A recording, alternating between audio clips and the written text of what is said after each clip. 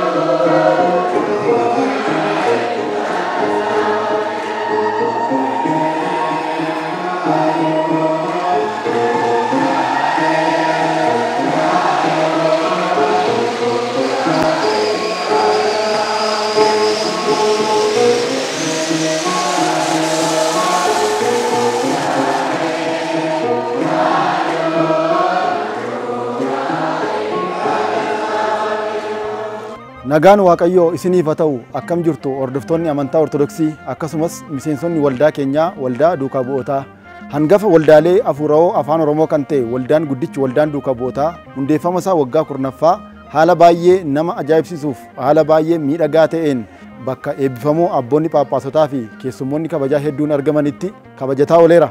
Maarree taateewwan ayyaana hundeeffamaa kana irratti raawwatan isin daawwachiisnaa bakkuma jirtanitti yaadaan nu waliin tura. Tole daawwattoota keenya as seensa galmaa irratti kan argamu kun agarsiisaa suuraati. Suuraaleen kun egaa akkuma arginu waggoota 10 darban keessatti adeemsa waldaan duukaa bootaa keessa darbe keessaa kan fudhatamanidha. Asitti kan arginu eebbifamoo abbaa keenya Abuna Saawiroosidha. Abuna Saawiroo yeroo jalqabaaf waggaa 10 irraa waldaa kanaaf beekamtii kennuudhaan waldaan kun tajaajila akka jalqabu abbaa taasisanidha. Asitti immoo kan arginu eebbifamoo Abuna Heenooki. Abuna Heenok yeroo Phaaphaasii Wallaggaa lixaa turanitti waldaa keenyaaf beekamtii kennuudhaan tajaajilatti waldaan keenya akka seenu abbaa nu deeggaranidha. Asitti immoo kan agarru eebbifamoo Abuna Mikaa'elidha. Abuna Mikaa'el Phaaphaasii Godina Abbaa Booraa fi Bunnoo Beddelleeti. Waldaa keenyaaf beekamtii kennuun waldaan keenya kutaa lallaba biyya isaanii keessatti akka tajaajilu nu eeyyamanii jiru. Egaa asitti kan arginu immoo waraqaa ragaa manni lubummaa waliigalaa waldaa duukaa bootaaf kennedha. Waraqaan kunis kan kennamee fi waldaan duukaa bootaa kitaaba manni amantaa ittiin bultu yookiin qaala awaadii yookiin immoo afaan Oromootti jecha labsii jedhamu gara afaan Oromootti hiikuu isaatiin waraqaa ragaa kana manni lubummaa waliigalaa waldaa keenyaaf kennee jira. Waldaan duukaa bootaa kutaalee garaagaraa qaba. Kutaa sana keessaa tokko kutaa tola ooltummaati. Kutaan tola ooltummaa egaa manneen kiristaanaa baadiyyaa irra jiran gargaarsa barbaadaniif yeroo garaagaraatti bifa imalaatiin garasitti imaluun ni deeggera. Suuraan asirratti arginu kunis yeroo manneen kiristaanaa baadiyyaa jiran deemuudhaan deeggarsa garaagaraa waldaan kun taasisedha karaa kutaa tola ooltummaa jechuudha. Asittis kan arginu akkuma kana deeggarsa manneen kiristaanaa baadiyyaaf waldaan kun taasise kan agarsiisudha. Waldaan duukaa bootaa wiirtuun isaa biyya keessatti qofa kan daangeffame miti. Wiirtulee garaagaraa biyya alaarraas qaba. Miseensota garaagaraa biyya alaa jiraatan of gurmeessanii waldaa kanatti ni tajaajilamus. Asirratti kan agarru miseensota waldaa duukaa bootaa biyya Gibsii Kaayiroo jiranidha. Asitti immoo kan agarru wiirtuu Libaanoon keessatti obboloota gurmaa'anii waldaa kana jalatti gurmaa'anii tajaajilanidha. Asitti immoo kan arginu obboloota Duubaayitti gurmaa'anii waldaa kana keessatti tajaajilamaas jiranidha jechuudha. Kanaafuu waldaan duukaa bootaa biyya keessatti kan daangeffame qofa osoo hin taane akka guutuu addunyaatti waldaa hojjechaa jirudha jechuudha. Waldaan duukaa bootaa bakka kana kan ga'e egaa qormaatawwan jajjaboo dabarsuudhaan asirratti akkuma arginu bara 2005tti waajjira waldichaa cabsuudhaan bifa kanaan dookumentii yookiin immoo faayila miseensotaa saamanii turani. Kun jechuun waldaan kun hojii isaa tajaajila isaa akka dhaabuuf dudduubatti akka deebi'amuuf yaadameeti. Asitti immoo kan arginu abbaa keenya luba Phexrosidha. Lubni Phexros egaa miseensa waldaa kanaa turani.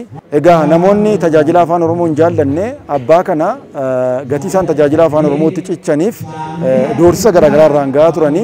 Haa ta'u iyyuu malee abbaan kun doorsisa namootaa kana dudduubatti deebi'uu hin dandeenye. Kanumarraa ka'uudhaan abbaa kana akka wareegamaa qulqulluu Istifaanos dhagaadhaan reebanii abbaa kana wareegamumaaf qaqqabanii jiru. Egaa waldaan duuka bootaa waldaa salphaatti as ga'e miti. Waldaa aarsaan lubbuu wareegamummaan lubbuu itti kaffalamuudhaan as ga'edha malee waldaa salphaadhumatti waggaa kurna kana ga'e miti jechaadha waldaan duuka bootaa. Egaa daawwattoota keenya kan ilaallu asitti immoo kan ilaallu yaa'iiwwan hafuuraa garaagaraa waldaan kun qopheessedha. Akka fakkeenyaatti yoo fudhanne kun yaa'ii waldaan duuka bootaa bara 2005 godina Wallagga Lixaa magaalaa Gimbii mana kiristaanaa Fayyisaa Addunyaa Gimbiitti qopheessedha. Kun immoo yaa'ii wangeelaa magaalaa Jalduutti waldaan kun qopheesse kan agarsiisudha. Kun immoo yaa'ii lallaba wangeelaa Sulultaatti waldaan kun qopheesse agarsiisa jechaadha. Mee keessummoonni keenya suuraalee kana dhufanii daawwatan kun suuraa kanarraa maal baratani maal hubatani yaada isaanii nutti immoo itti dhiyaadha.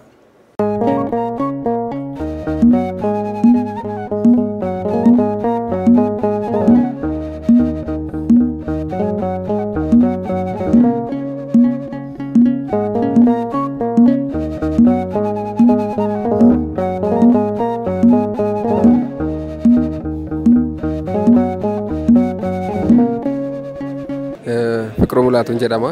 Miseensa waldaa duuka bootaa duraanii irraa hanga ammaa jiru. Finfinnee keessa jiraadha amma yeroo kana. Egaa agarsiisi suuraan ofiisaatti gaafa ka'u callumeedhee miti. Suuraan seenaadha. Suuraan ofiisaatti akka barreeffamaatti dubbata jechuudha. Suuraawwan darban kun bu'aa bahii akkasumas immoo adeemsa tajaajilaa waldicha keessa darbee kan mul'isan kan agarsiisanidha. Haa ta'us garuu suuraan kun waan hunda waldaan kun keessa darbee agarsiisa kan jedhu osoo hin taane haga muraasa waan ijoo ta'an waldaan kun waggoota kurnan darban keessa darbe kan agarsiisanii waliigalatti garuu suuraan barreeffama seenaa ta'e ofii dubbataa namni isa dubbisa jechuudha. Faayidaa akkasii qaba egzibishiniin suuraa. Maqaan koo Diyaaqoon Warquu Bayyanaan jedhama. Kanan dhufe godina Arsii Bahaa magaalaa Boqqojjiirraa. Dhugumatti duraan dursee warreen haala kanaan qindeessee egzibishinii suuraa kana nu dhiyeessee fi maqaa Waaqayyootiin isaan galateeffachuu barbaanna. Waa'ee waldaa egzibishiniin kun waan baay'ee barsiisa. Haa ta'u malee waldaa duuka bu'ootaa akkanatti suurawwan amma kanaa duwwaadhaan ibsuun hin danda'amu. Garuu wantoota baay'ee nu yaadachiisa. Cimanii kana waan hunda keessa qorumsa hunda keessa darbuun firii gaarii akka argannu kan nu hubachiisudha. Maaliif as keessatti abboota qaqqaalii ta'an tajaajila waldaa kana keessatti argaa jirra. Akkasuma immoo wareega guddaa warreen kafalan hanguma wareega lubbuu keessattuu dhiyeenyatti kan dhabne abbaa keenya luba Phexros fa'aa as keessatti nu yaadachiisaniiru. Kanaafuu kun daran akka cimnu kan nu taasisu waan ta'eef baay'ee barumsa guddaa irraa arganneerra. Maqaan koo Geetus Yumin jedhama. Wiirtuu Mattuurran dhufe. Itti gaafatamaa wiirtuu Mattuuti. Egaa agarsiisni suuraa kun akkuma amma ilaalatii turre waldaan kun jalqabarraa namoota xiqqoorraa ka'ee mul'ata guddaa waan qabuuf namoonni xiqqoon suni walitti dhufanii jireenya fuula qulqulluu waan isaan keessa jiruuf jecha tajaajilli kun daangansaa akka bal'atu haga har'aatitti waggaa kurnaffaa kana keessatti qormaata baay'een akka isaan itti dhufaa ture. Akkasumas immoo deemsa iddoo addaa deeman nama xiqqoodhaan deemsa hafuuraa deemsa baay'ee namatti tolu namoota baay'ee barsiisuu danda'u geggeeffamaa akka ture hubachuu dandeenyarraa. Kanas immoo kan godhe hafuura qulqulluuti. Ammas sadarkaa kanarra kan ga'ee jiru cimina hafuura qulqulluu wajjin jiruurraan kan ka'e manni kiristaanaa keenya akka cimtee afaan ishiitiin barachuu dandeessu akka dandeessu kan taasise waldaan kun hojii guddaa kan hojjete ta'uu isaan irraa baradha. Damee Guutaan jedhama. Wiirtuu Sulultaa irraatiin dhufe. Akkuma beektonni jedhanii jecha baay'eerra suuraa tokko waan baay'ee ibsa akkuma jedhame suuraan asitti agarsiisaaf dhiyaate kuni adeemsa waldaa duuka bu'ootaa isa jalqabarraa ka'ee haga ammaatti akkamitti deemaa akka ture rakkoolee isa mudachaa ture karaa suuraatiin ibsuudhaaf yaalii godhameera. Tajaajila inni kennaa ture wanta inni raawwachaa tures sirriitti achi keessatti kan ibsu ta'uusaa hubadheera jechaadha. Waldaan duuka bu'ootaa hundeeffama isaa waggaa kurnaffaa sababeeffachuudhaan dhangaa inni keessummoota isaaf qopheesse keessaa inni tokko immoo agarsiisa fiilmii dookumentaariiti. Akkuma arginu fiilmiin dookumentarii waldaan duuka bu'ootaa eessaa garamitti mata duree jedhuun qophaa'e yeroo ammaa kana keessummoota isaa do'ataati jiru. Qabiyyee dookumentarii fiilmii kanaas yoo ilaalle jalqaba irratti akkamittiin kiristaanummaan dachee Oromiyaa irratti akka lallabame kan ibsu yoo ta'u, kan lammataa immoo waldaan duuka bu'ootaa waggaa kurnan kana keessatti gumaacha inni taasisaa ture bal'inaan kan agarsiisudha.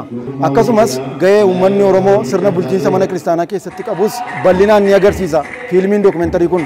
Keessummoonni keenya dookumentarii fiilmii kana daawwatan fiilmii kanarraa maal baratan laata? Itti dhiyaadhaa. Maqaan kiyya Daaqoon Olaanaa Fiixumaan jedhama. Dhuguma dubbachuudhaaf fiilmii sana jalqabaadha. Hanga xumuraatti hordofeen ture. Fiilmicha keessatti seenaawwan nama boochisanii fi nama boonsisan baay'ee isaaniitu jiru.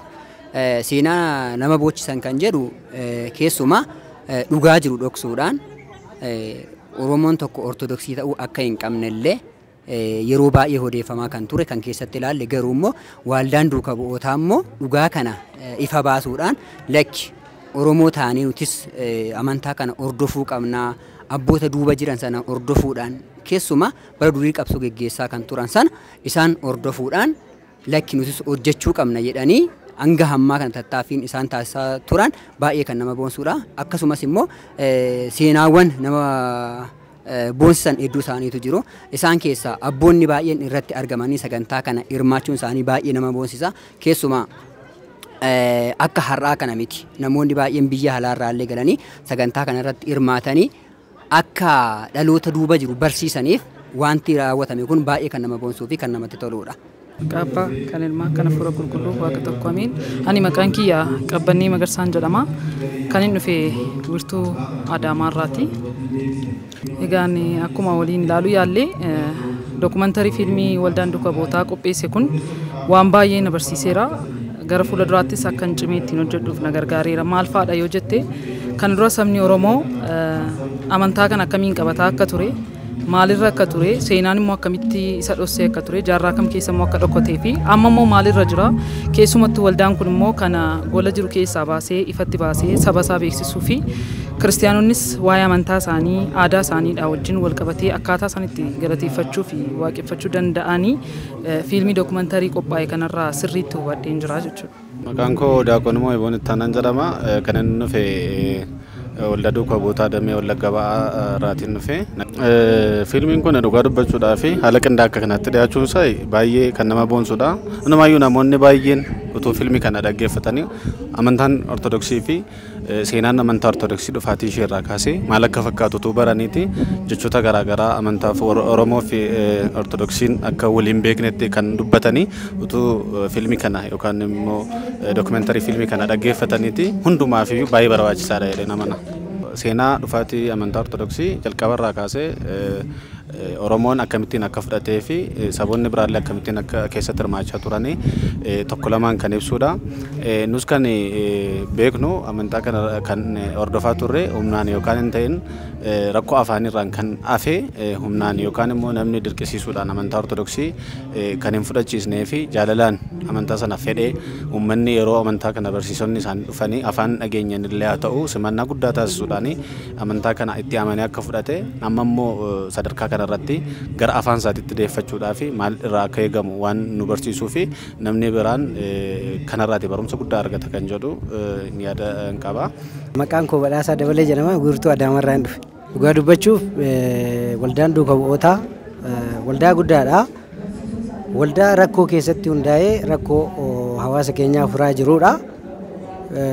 Kanaaf dookumentarii kanarraa waan baay'ee waan guddaan baradhe jechuudha. Keessattuu amantaan ortodoksii tawaahidoo Oromiyaa keessatti jaarraa baay'eef kan lakkaa'aman manneen amantaa gadaamiiwwaniif iddoowwan seena qabeeyyiin baay'een akka jiran arginee jirra jechuudha. Keessattuu hora hara dambal anillee mataa kiyyaan deemee ilaalee jira jechuudha. Kanaaf maal agarsiisa kuni namoota amantaan ortodoksii kan Oromootii miti jedhaniif deebii kennitii jechuudha. Deebii guddaa waan kennituuf deebii ta'a jennee yaadna jechuudha. Dookumentarii fiilmii kanarraatti wanni nu badde akkuma suura irratti kaasee wanta yeroo dheeraa raawwatame seenaa mana amantaa ortodoksii keessatti gaheen uummata Oromoo yookiin Oromoo ta'anii ortodoksii ta'uun akka danda'amu na bu'uurumarraati kan keessa turan ta'uusaa malee isa amantii haaraa fudhatee yookiin Oromiyaa keessatti akka waan haaraatti amma baratamaa jiru otoo hin ta'in jalqabumarraati kan fudhatee uummanni Oromoo itti amanaa ture ta'uusaa sirriitti raawwadheera. Akkaataa waldaatiinis immoo adeemsa waldaan gufuuwwan kanaan dura turan sana haquudhaaf yookiin immoo karaa sana diriirsuudhaaf irratti hojjechaa tures sirriitti achi keessatti ibsameera jechaadha ani hubadhe. Maqaa abbaa kan ilmaan tokkoomii maqaan koo Bal'atesh Geetaachoo jedhama kanan dhufe godina Shawaa Bahaa Adaamaa wiirtuu Adaamaarraa dhufe. Fiilmii dookumentii kanarraa baay'een wantoota baay'ee wanta irraa baradhe jira. Kanaan durarra kan argeessi jira. Garuu isa duraarraa isni ammaa immoo baay'ee tokko hawwataa fi wantoota barumsa guddaa irraa argadhe tokkotu jira. Tajaajilli mana amantummaa kiristaanaa kan jiru duraan beekamaadha. Fakkeenyaaf naannoo nani dhaladhe irratti yoo ta'e mana amantaa barumsa keenya irratti ogguu barannu afaan Amaariffaatiin deebisee kan barannu amma garuu galata Waaqayyoo hundi isaatu karaa afaan Oromootiin nu jijjiirame barachaa jirra. Tole maqaan kiyyaa jireenya taarikuu naan jedhani ammaaf Arsii Arbaa Guguu keessa jira magaalaa Arbooyyee jechuudha. Fiilmii kana gaafan ilaalu dhugaa dubbachuuf waa baay'ee irraa baradhee jira. Jalqabarraa kaasee ummanni kuush maal akka turee fi ka'umsi ummata kana eessaa gara kamitti kan jedhu gaafa hubatamu ummanni keenya jalqabarraa kaasee kiristaanummaa akkamitti akka fudhachaa ture dirqisiisame osoo hin ta'in akkamitti jandara baandaa sanarraa kaasee akkamitti akka fudhachaa turee fi ammallee gara kamitti akka deemaa jiru maaliif jalqabarraa gaafa kaasne ilaallu ummanni keenya yeroo baay'ee sababa afaaniitiin rakkachaa tureera. Ammas immoo iddoo garaagaraatti rakkachaa jira jechaadha. Isa kana immoo furmaata kan ta'u namni kamiyyuu hojii duukaa buutota boqonnaa lamarratti kan barreeffame san afaan sabni sun hin dhaga'uun afaan uummanni sun dhaga'uun yoo barsiifame kan uummanni sun barachuu danda'u waan ta'eedhaaf inni kun immoo deebi'ee gara kanaatti gaafa deebisu lammiin keenya hundumtiyyuu afaan sanaatiin baratee uummata wajjin akka deemuu fi tajaajilli waldaa duukaa buutotaa immoo uummata kanaaf qoricha ta'e dhugaa dubbachuuf kallattii adda addaa irraa fiilmii kana gaafa laaluudhaaf bakka kanatti argamnu akkamitti akka nama gammachiisu baay'ee ajaa'ibaadha jechuudha. Kanaaf fiilmiin kunillee baay'ee kan nama barsiisu uummata keenyallee kan hubachiisu fuula duratti illee jajjabina akka ta'uu fi namni kamiyyuu nama dirqisiisa osoo hin ta'in dhiibbaan akkuma jirutti ta'e osoo jiru dhiibbaa kana garuu mo'annee kallattiitti nutis deemnee injifannoo galmeessifnee waaqee wajjin deemnu nu taasisa jedhee yaada. Irra deebi'uudhaan baga ayyaana hundeeffama waldaa duukaa bootaa waggaa 10ffaadhaan isin ga'ee jenna daawwattoota keenya. Egaan sagantaa keenya kanarratti miseensonni wiirtulee garaagaraa irraa argamanii jiru. Abboonni gurguddoon argamanii jiru. Akkasumas monoksoonni hedduun gadaamii Dabra Libaanos yookiin immoo Kohaala Dabra Libaanos irraa sagantaa keenya kanarratti argamanii jiru. Gidduutti immoo faaruu kutaan faaruu waldaa duukaa bootaa waltajjii kanarratti dhiyeessan isin biraan geenyee walitti deebinaa bakkuma jirtanitti nu waliin tura.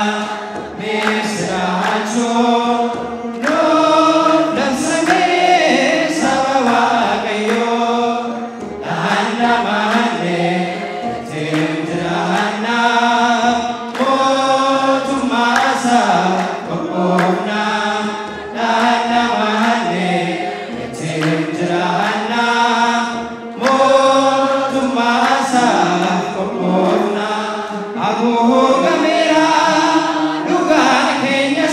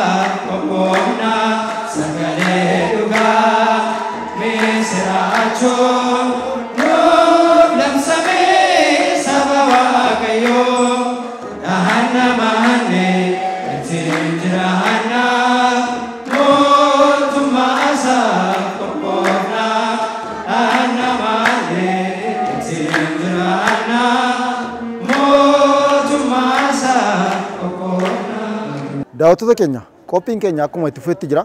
Gidduutti immoo erga abboonni phaaphaasota waltajjii kana irratti dabarsan isin biraan geenyee walitti deebinaa nu waliin tura. Maqaa Abbaa kan Ilmaa kan Hafuura Qulqulluu Waaqayyoo tokko ameen. Bifamoo abbaa keenya abbaa Ewusxaatewoos Dooktar biyya Ameerikaatitti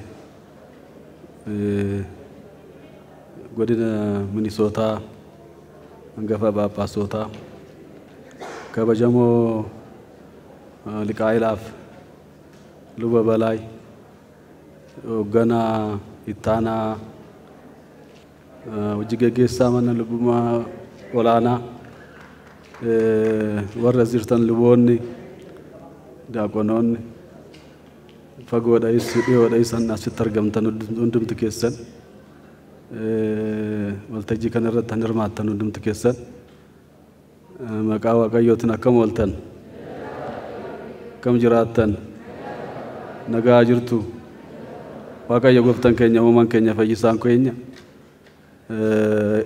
yeroo darbe nagaan nu dabarsee hamaarraa nu qabee qormaata guddaa keessa nu dabarsee guyyaa har'aa kanaan nu ga'e waaqayyo gooftaan keenya galanni isaa haa ga'u.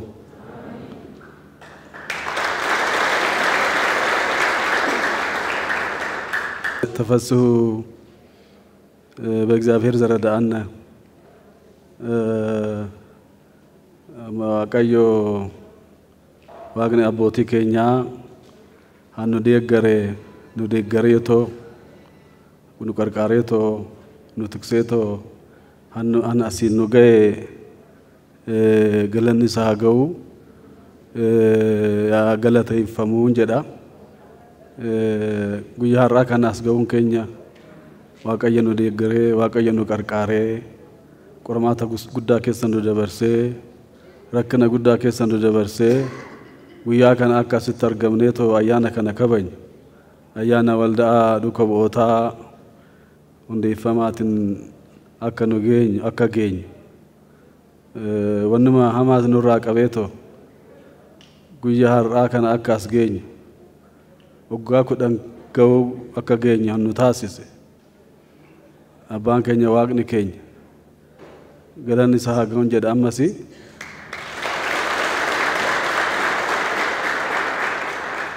kuni baay'anneetu asitti argamuun keenya kuni nuyi waan guddaadha. Qormaanni amma ammaatitti ammuma galma kana gallutti garuu inuma jira. Rakkina baay'eetu jira. Rakkina san bira dabarree as ga'uun kuni waan guddaadha.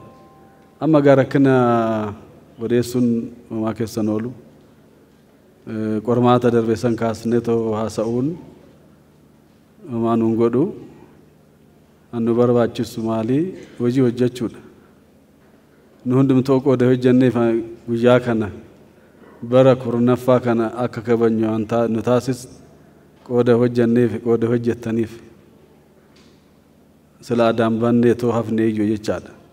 Akka namaatitti odoo ta'e akka ilaalcha namaatitti odoo ta'ee jiraate as hin geenyu iyyuu jechaadha. Ayyaana kana ayyaana bara waggaa 10 kana kabajuu hin dandeenyu iyyuu. Waaqayyo garuu akka namaatii miti. Waaqayyo namni yeroo namaan kennu lafuma kana irraa nama balleessuudha nama ajjeessuudha baay'ee yaada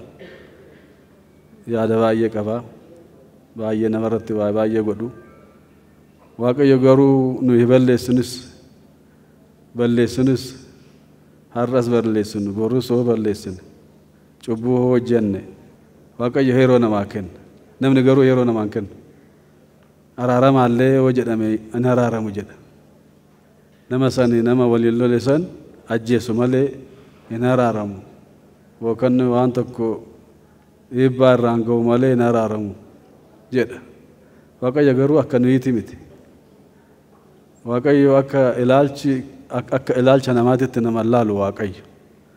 Waaqayyo yeroo nu kenna akka nu deebinu daandii waaqayyo akka deebinu waan inni jaalatu akka hojjennu yeroo nu kenneet nu eega.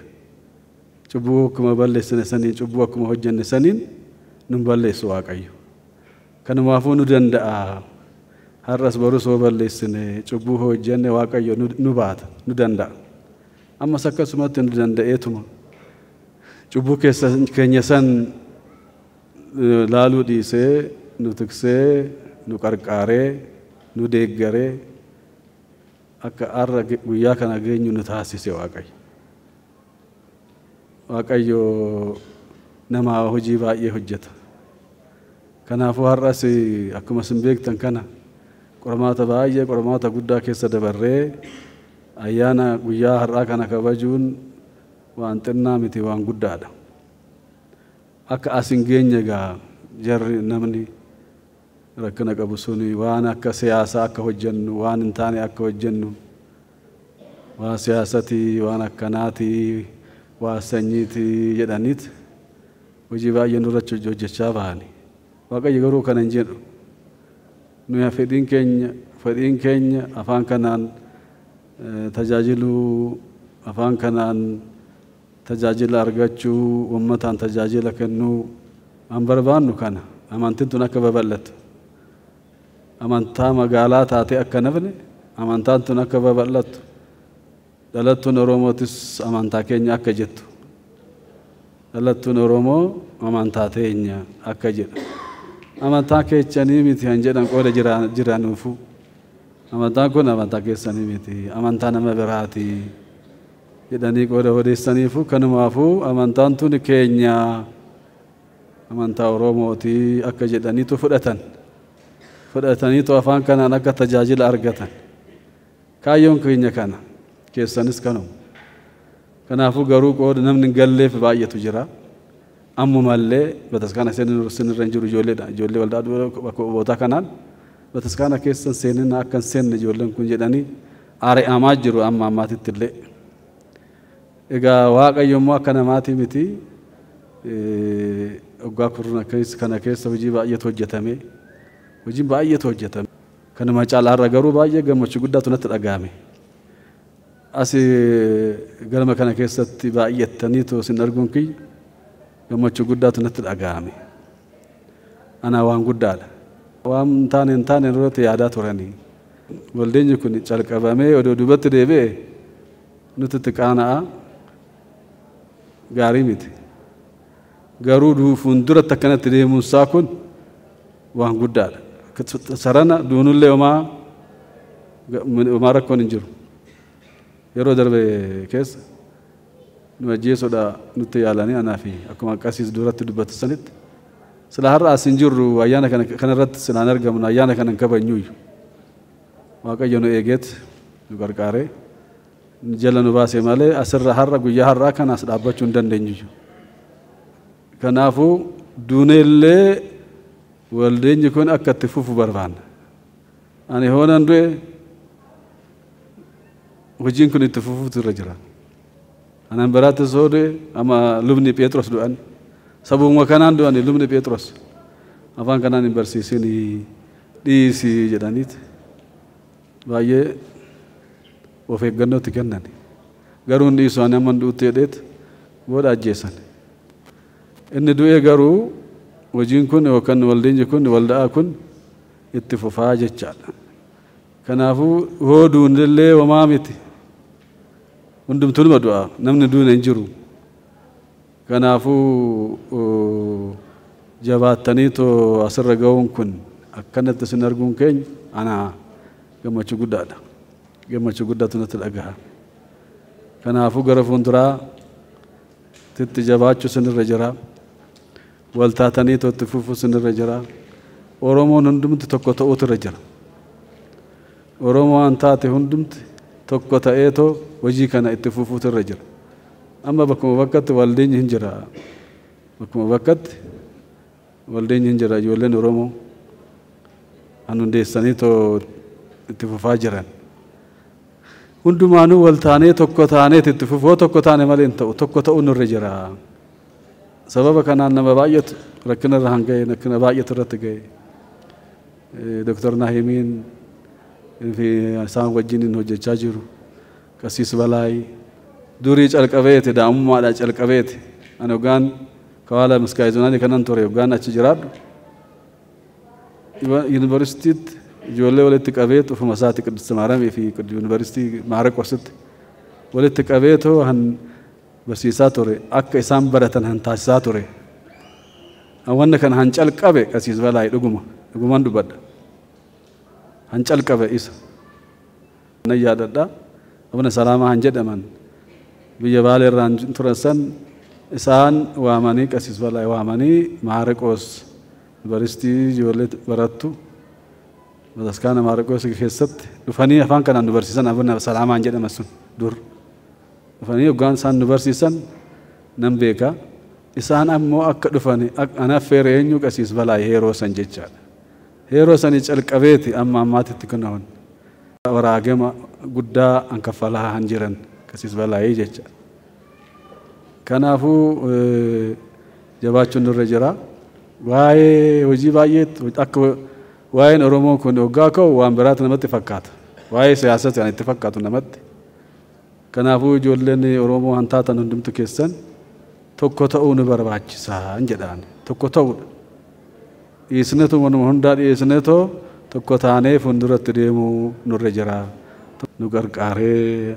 asiin nu ga'e Waaqayyo galanni isaa haa ga'uun jedha Waaqayyo sun hundaa sana eebbisu sana jiraachisuun jedha galatoomaa.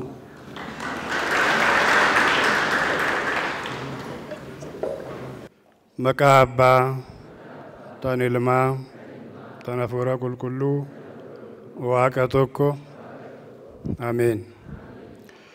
Eebbifamoo abbaa keenyaa Abuna Saawuroos hangafoota Phaaphaasii godina kibba lixa Shawaa fi ba'a Afrikaa akkasumas itti gaafatamaa Kawaala Finfinnee keessatti an argamu Tamiskaayee Zunaan fi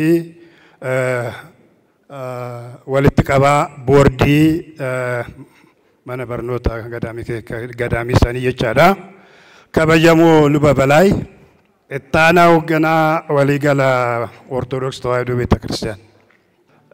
Kabajamtoota liboonni asitti argamtan daaqonoonni faarfannoonni akkasumas hundumtuu walgahii kanarratti tan argamtan hundumti keessanuu Waaqayyo nagaan nu oolchee nagaan nu jiraachisee asitti walitti nu fidee akka bakka tokkotti walitti dhufneetoo sagalee tokkoon Waaqayyo akka galateeffannu tan nu godhe kan nu eeyyame Waaqayyo galanni isaa yaa ga'u.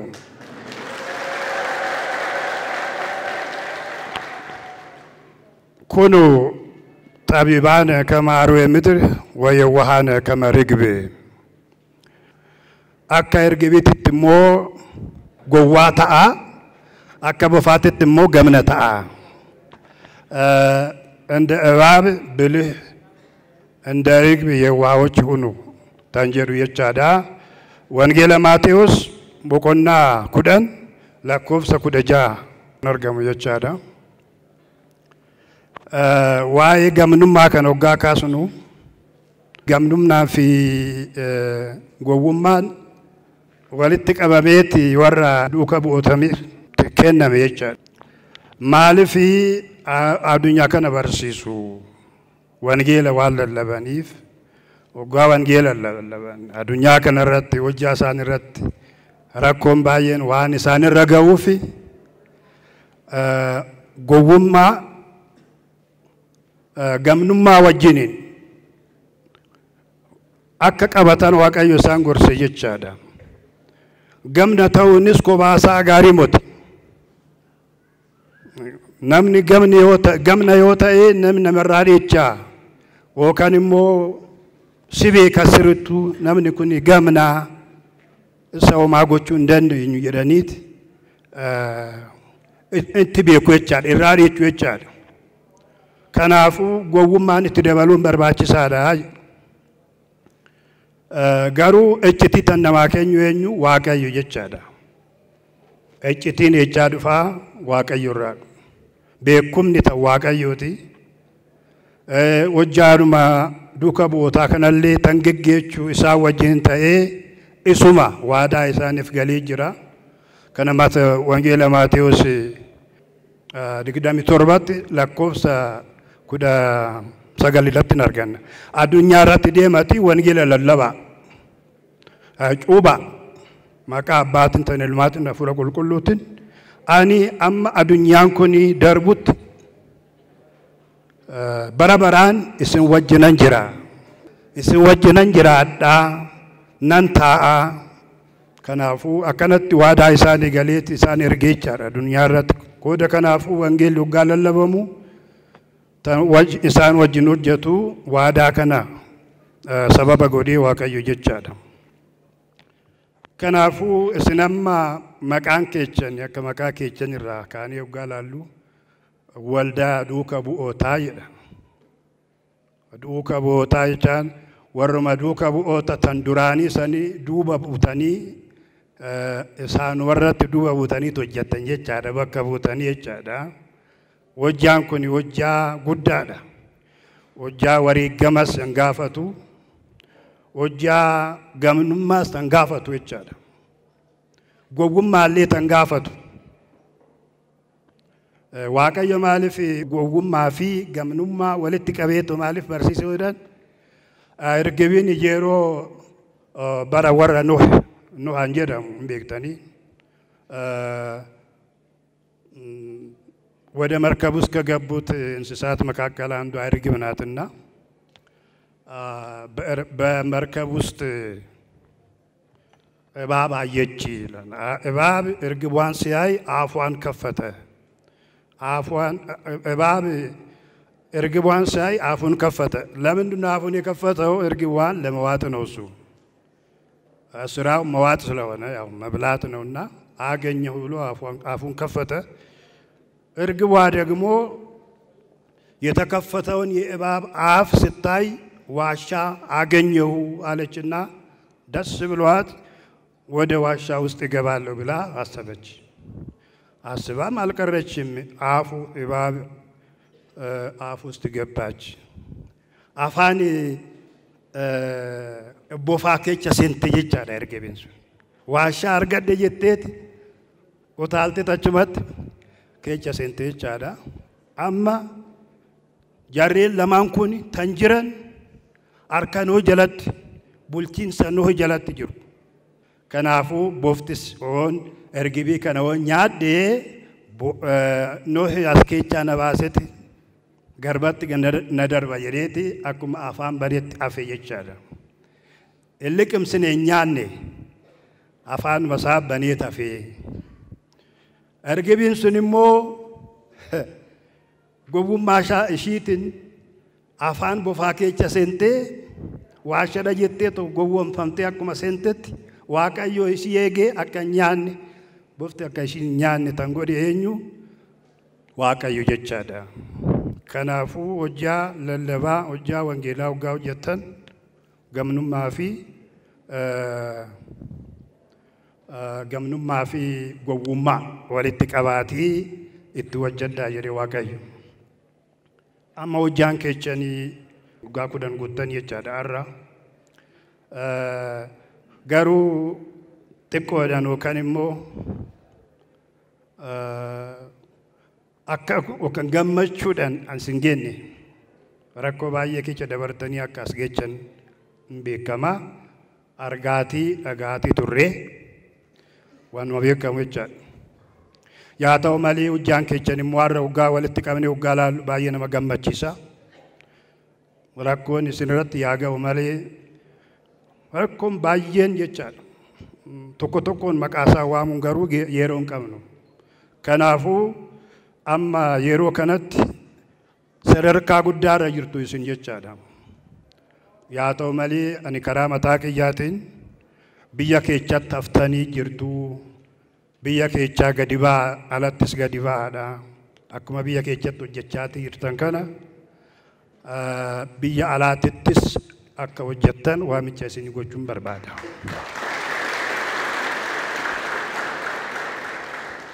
Maaliifii addunyaan kiristaanotaa bal'aadha. Akkuma Waaqayyo isin nuun jedhe amantoota akka jedhe sanitti እይትፌጸም አህጉረ እስራኤል የእስራኤል ሀገር ሰፊ ነው ብትሄዱ አያልቅም።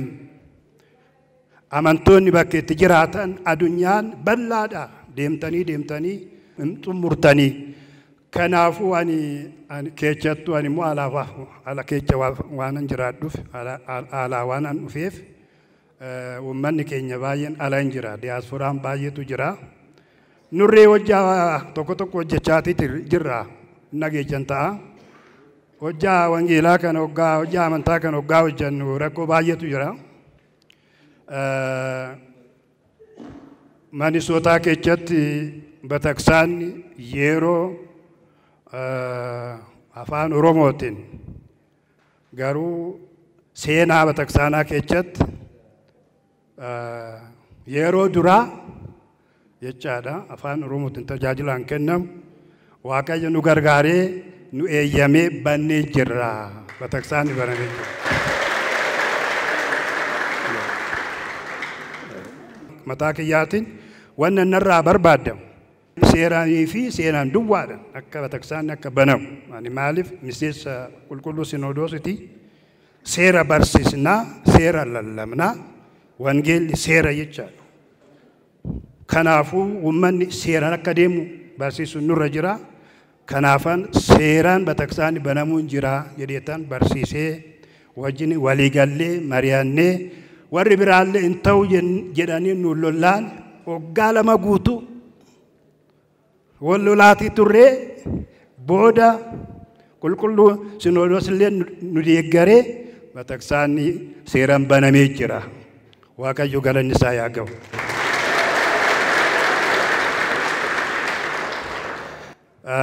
Ani ergan kana godhee booda isinittan kennaam Batasksaana kana. Maaliif Batasksaanni kun yeroo ammaa rakkoo guddaarra jira. Akkuma dhageechan akkuma beektan seeraan hin banamne kuni Batasksaanaa mootii warri jedhu ka'ee jira.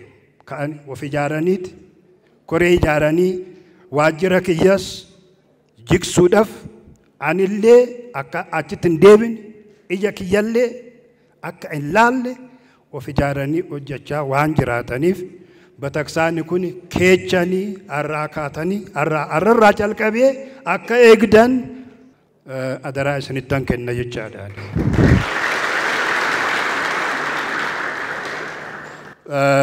Fuulduratti akkuma duraan dursee isinitti mee biyya keessatti akka nafne alatti sagadi waataniitoo akka babal'istan Waaqayyo isin haa gargaaru, isin haa guddisu, isin haa babal'isu. Hojjaan kun hojjaa guddaadha. Garuu akkuma namichi jedhe mammaaksi namichi maal jedhe ogeessummaa ollaarraa nan baradhaa beekuma bichaan haa kenni jedheen Waaqayyo waggaa kadhatu namichi. Ollaan keenyarraa baay'ee wanni barannu maal jechuudha addunyaa kanarraa jechaadha. Kanaafuu ollaa keenyarraa warra of ijaaree warra of danda'ee warra guddateerraa mari'annee barannee nus akka nama taanu akka of ijaarru alatti illee gadi baaneetu amantiin tuni akka addunyaa irratti akka ibsifu akka ifamu akka goon Waaqayyo nu haa gargaaru galatoomaa isinii jechuuf barbaada.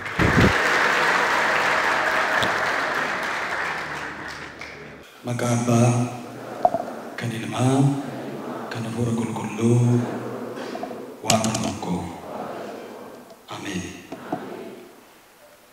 Abbootiin luboonni barattoonni dilbataa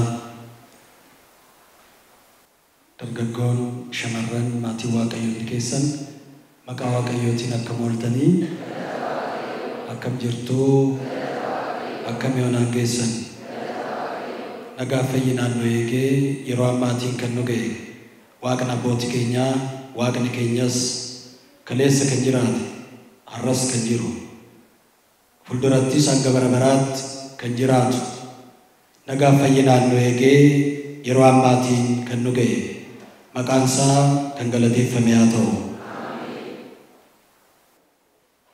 እነዚህን ነገሮች የሌሉት እውር ነው። የሐዋርያው የቅዱስ ጴጥሮስ ሁለተኛ መልእክት ምዕራፍ 1 ቁጥር 9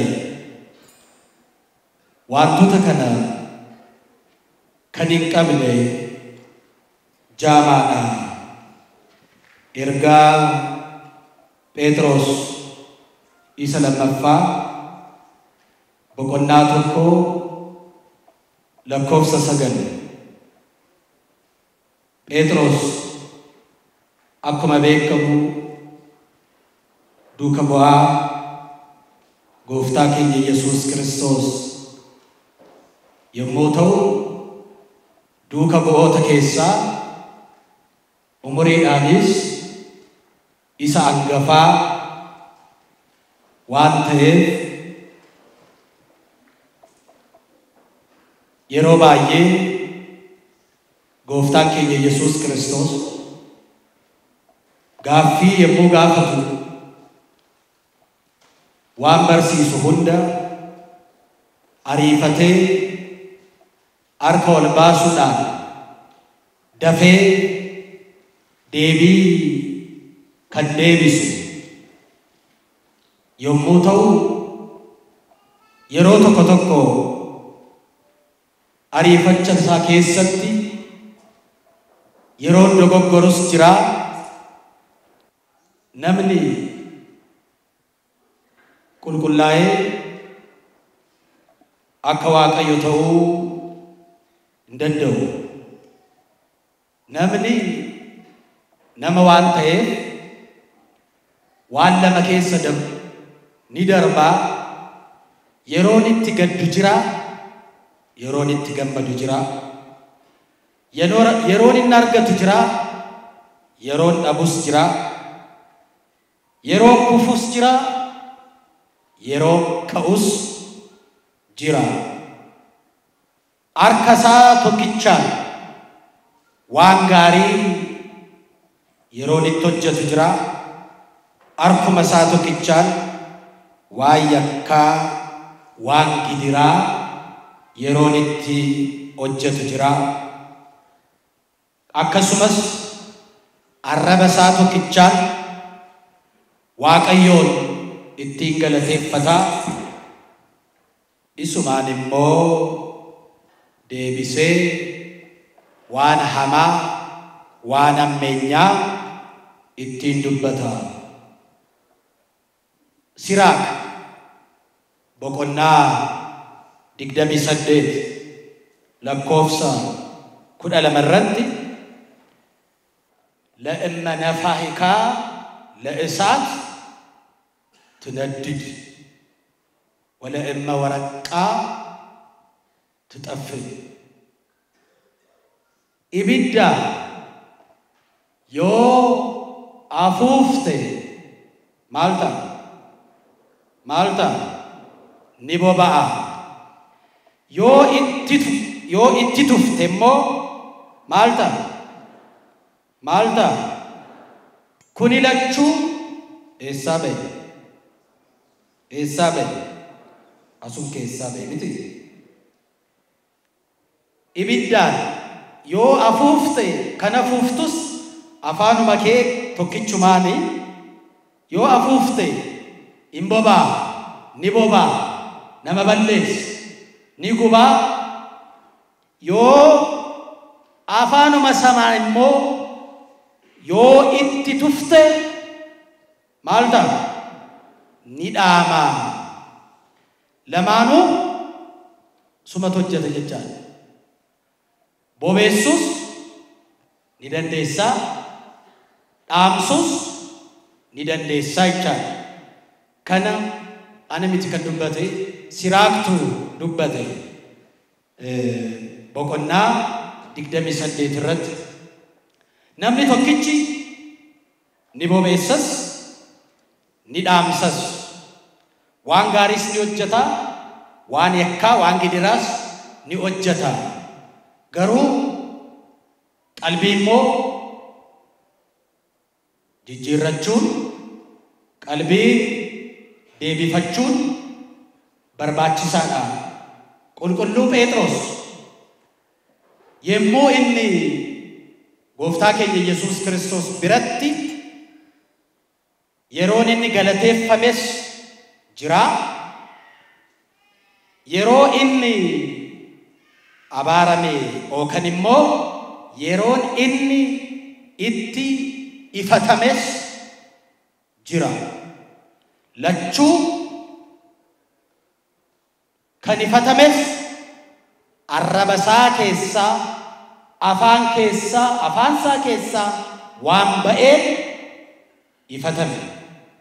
Afaan isaa keessaa waan ba'een galateeffame. Lachuu akka galateeffamus kan of taasise akka ifatamu yookaan immoo akka abaaramus kan of taasise Phexrosuma isa tokkicha. Kan ifates kan galateeffates kan isa eebbises gooftaadhuma Yesuus Kiristoos isuma tokkicha. Phexros wantoota kana kan hin qabne jaamaadha jedhee ergaasaa isa lammaffaa boqonnaa tokko lakkoofsa 9 irratti wantoota kana kan hin qabne inni jaamaadha.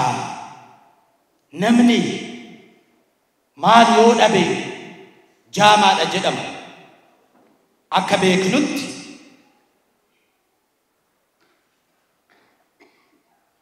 namni yoo maal dhabedha jaamaa jedhama. Maaloo dhabe? Ija miti. Akka beeknutti garuu namni yoo ilaaluu dadhabe jaamaa jedhama. Namni miila hin qabne luka yookaan immoo namni miila hin qabne jaamaa jedhama. Namni harka hin qabne jaamaa jedhama. Namni gurra hin qabne jaamaa jedhama. jedhamu. Ndawum namni ija hin qabne iyyuu baru yeroo tokko yoo yaadattan Maggaabii Addis Isheetuu Alamaayyoo beektu miti? Beektu miti? Ija qabu? Ija qaba miti? Ija qaba. Garuu hin ilaalan. Ijammaa qabu. Ilaalu waan nuti ilaallu kana ilaalu hin danda'an. Maal jedhanii በአማርኛ አይነ ስውር አይነ ስውር አይነ ስውር jechuun iji isaa gara keessaatti kan dhokate dhugaadha miti dhugaadha amaadha yemmuu jedhu ija miti kan inni jedhu እግዚአብሔርን በመምሰል waaqayyo fakkaachuudhaan የወንድማማችን መዋደድ ጃለለ obbolummaa በወንድማማችን መዋደድ ጃለለ obbolummaa irratti ፍቅርን ጨምሩ ጃለለ ደበላ namni kana qabne maal jaamaadha jaalala namni qabne jaalala namni dhabe wantoota kana waaqayyo fakkaachuudhaan obbolummaa irratti immoo jaalala dabala namni kana hin qabaanne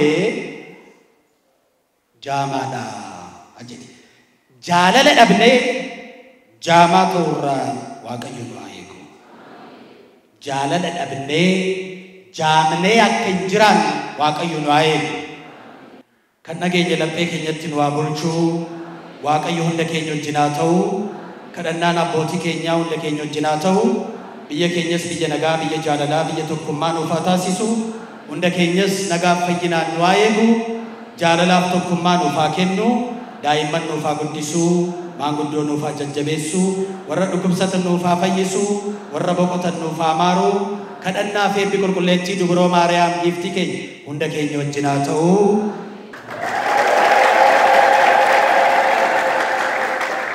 Eebbifamoo abbaa keenya Abuna Saawuroos eebbifamoo Abuna Yostaatiyoos kaaba Ameerikaatitti magaalaa Minisootaa fi naannawa ishii gaggeessaa manneen amantii Ortodoksii Itoophiyaa biyya alaa jiran kabajamtoota ulfaattoota sagantaa kanarratti warri argamtan akkasumas hojii gaggeessitoota yookaan immoo luboota koree gurmeessituu mana lubummaa Oromiyaa fi akkasumas immoo amma waa'ee mana lubummaa warra qorachaa jirtan baga kanaas hin ga'een jedha dura.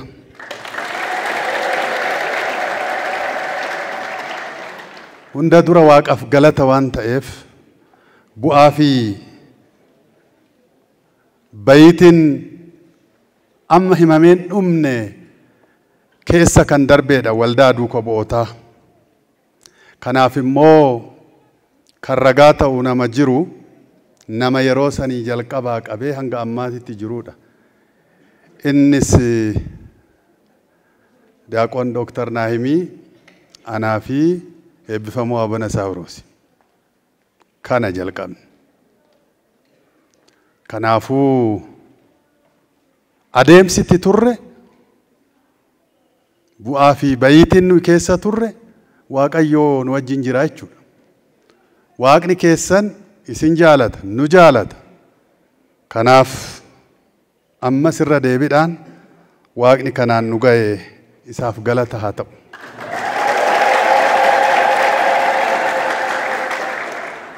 Fuulduratti hoo ani furmaanni qorichi mana amantii Ortoodooksii Itoophiyaa isin dhaaba kana yookaan immoo waldaa kana sirriittan itti amana. Har'aa miti anan jedhe gaafa baay'een dubbachaa ture. Walii araaramuun barbaachisaadha. Kanaaf ani guyyaan har'aa guyyaa gammachuu, guyyaa tokkummaa, guyyaa badii jiraatullee itti walii dhiifama goonuu fi fuulduratti deemnudha. Hundumtuu kana booda labsiidhaan odoon ta'in gatteechanii waldaa maqaa Oromootiin hundaa'e hundi waldaa duuka bu'ootaa wajjin hojjedha.